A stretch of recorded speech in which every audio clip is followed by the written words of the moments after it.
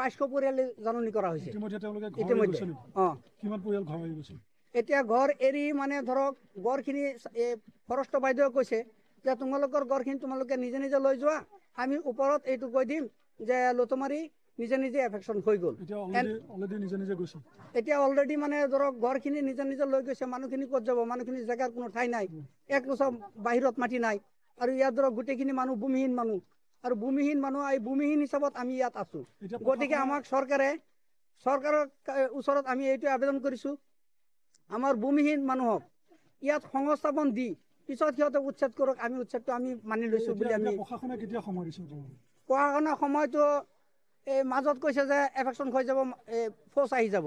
কিন্তু অহা নাই পিছত আকৌ এদিন গৈ পেলাই কৈছে 26ত আজি ফৌজ আহি যাব অহা নাই কিন্তু আজি 27 তাৰিখ এই 27ত আজি ফৌজ দেখিছোঁ গাড়ী কেইটামান আহিছে